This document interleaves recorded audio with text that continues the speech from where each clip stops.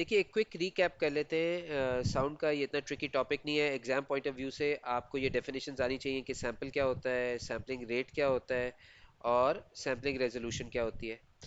ठीक है। और ये जो नीचे डायनामिक रेंज लिखा हुआ है ये मैं बाद में डिस्कस करता हूँ। ओके। और अगर आपने वो जो मैंने पास पेपर क्वेश्चन अभी इससे पहले सॉल्व किया था, इस वीडियो से पहले प्लेलिस्ट के अंदर जो लगी हुई है, तो आपको सैम्पलिंग रेट और सैम्पलिंग रेजोल्यूशन का कॉन्सेप्ट समझ आ गया होगा उधर से। राइट। देखिए हम सैम्पलिंग करते ही क्यों है, असल सवाल तो ये है। सैम्पलिंग हम साउंड की इसलिए करते हैं कि जो माइक्रोफोन के अंदर साउंड रिकॉर्डिंग हो रही होती है, जब आप कोई गाना गा रहे होते हैं तो माइक्रोफोन के अंदर साउंड सेंसर होता है। वो साउंड सिग्नल, वो आपका साउंड सिग्नल रिसीव करता है और वो साउंड सेंसर वो सेंसर क्या प्रोड्यूस करता है, वो एक एनालॉग इलेक्ट्रिक सिग्नल प्रोड्यूस कर रहा होता है। तो एनालॉग सिग्नल तो आप कंप्यूटर के अंदर सेव नहीं कर सकते, उस सिग्नल को डिजिटाइज करने की जरूरत है, डिजिटल फॉर्म में कन्वर्ट करने की जरूरत है। तो फिर क्या यूज होगा, एडीसी यूज होगा। तो जो आपके पास जो हार्डवेयर होता है जिसको एडीसी कहते हैं, वो माइक्रोफोन से जो एनालॉग साउंड सिग्नल हो रहा होता है उसके सैंपल्स लेता है।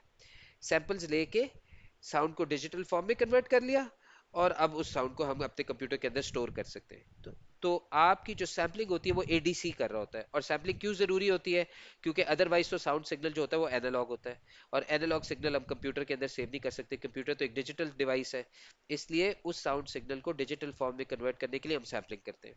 अच्छा, ये तीन डेफिनेशंस आपको याद होनी चाहिए, ये इंपॉर्टेंट है। ओके। उसके बाद अगर आपने मेरी वो वीडियो देखी है जिसमें मैंने पास पेपर क्वेश्चन सॉल्व किया था साउंड फाइल साइज कैलकुलेट करने का, तो ये इक्वेशन आपको याद होगी।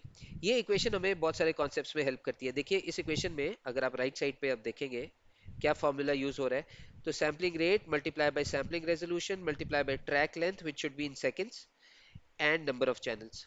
अच्छा देखिए फाइल साइज इस तरह कैलकुलेट होता है। अब अगर आप सैम्पलिंग रेट इंक्रीज कर देंगे तो इस इक्वेशन से आपको क्या पता चल रहा है, अगर सैम्पलिंग रेट पहले 1000 सैंपल्स था और 1000 की बजाय अब आप कितने सैंपल्स ले रहे हैं, 5000 सैंपल्स पर सेकंड ले रहे हैं। तो आप देख सकते हैं अगर आप 5000 इस इक्वेशन के अंदर यूज करेंगे तो आपका फाइल साइज बढ़ जाएगा। राइट। तो सैम्पलिंग रेट बढ़ाने से क्या होगा, अगर हम सैम्पलिंग रेट को हाई करेंगे तो हमारा फाइल साइज भी इंक्रीज कर जाएगा। और याद रखिएगा क्वालिटी ऑफ साउंड वेव, जो हम quality of sound wave store कर रहे हैं वो भी इंक्रीज कर जाएगा।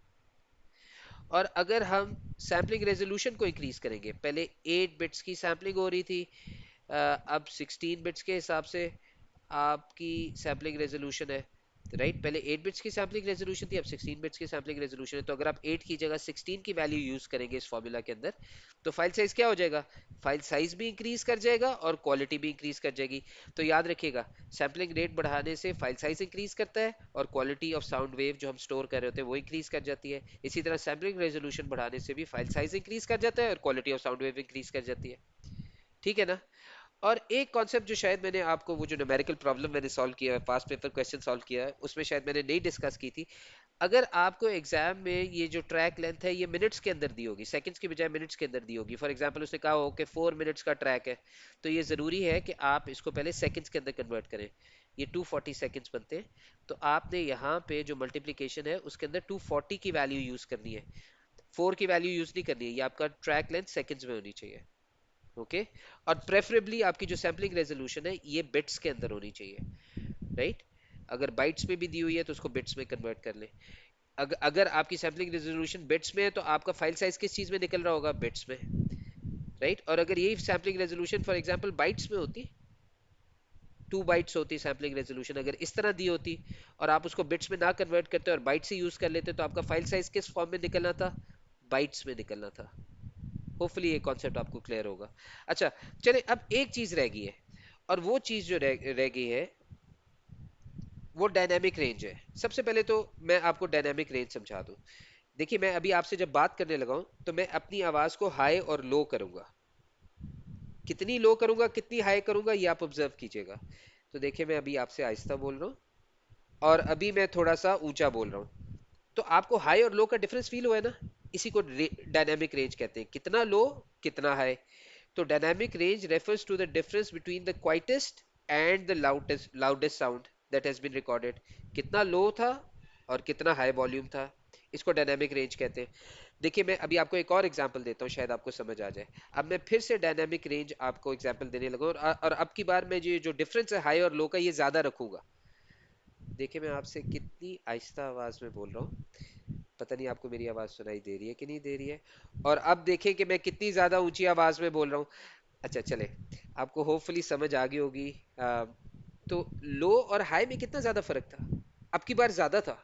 लोएस्ट साउंड काफी लो था और हाई साउंड वॉल्यूम बहुत हाई था। इसी को डायनामिक रेंज कहते हैं। तो पहले जो मैंने एग्जांपल दी थी, जब पहले मैंने अपनी आवाज चेंज की थी, वो डायनामिक रेंज ज्यादा थी या ये वाली डायनामिक रेंज ज्यादा थी? ये जो अभी मैंने आखिर में बोला हूँ, ये जो मैं आखिर में बोला हूँ, ये ज्यादा डायनामिक रेंज हाई थी, ज्यादा बड़ी डायनामिक रेंज थी। और ये किस चीज के ऊपर डिपेंड करती है? ये सैम्पलिंग रेजोल्यूशन के ऊपर डिपेंड करती है।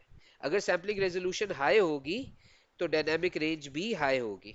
मतलब हम जो रिकॉर्डिंग कर रहे होंगे उसमें बहुत लो साउंड्स भी हम रिकॉर्ड कर रहे होंगे और बहुत हाई साउंड्स भी रिकॉर्ड कर रहे होंगे, और इसकी वजह से इफेक्ट अच्छा आएगा। मैं आपको एग्जांपल दे देता हूँ जल्दी से और उसके बाद इसको रैप अप कर लेते हैं। आप मूवी देखने गए हैं सिनेमा में, एक स्केरी मूवी देख रहे हैं आप।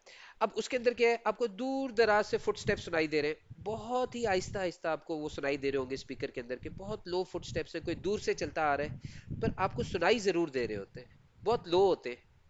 और एकदम से जब वो उस मूवी के अंदर एकदम से जब आपके सामने एक डीमन आ जाता है, एक बला आ जाती है, तो एकदम से वो साउंड स्पीकर्स के थ्रू कितना हाई वॉल्यूम आपको सुनाई देता है।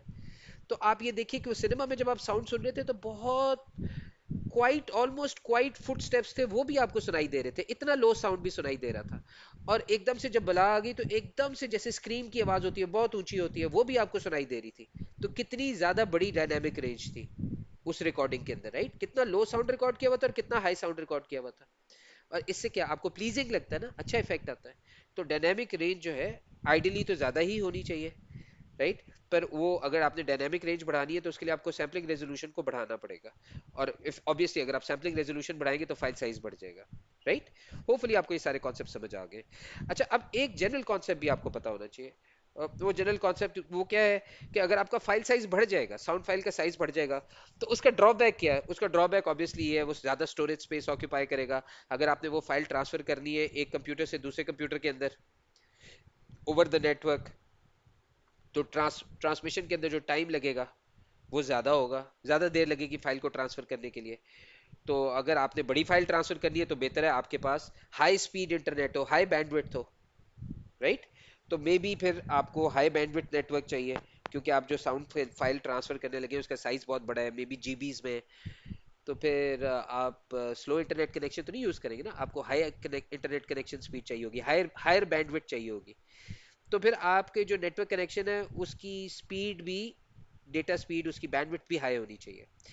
और बड़ी फाइल होगी तो ट्रांसफर करने में भी ज्यादा टाइम लगेगा। होपफुली ये कॉन्सेप्ट जो है बड़े जेनेरिक से आपको समझ आ गए होंगे।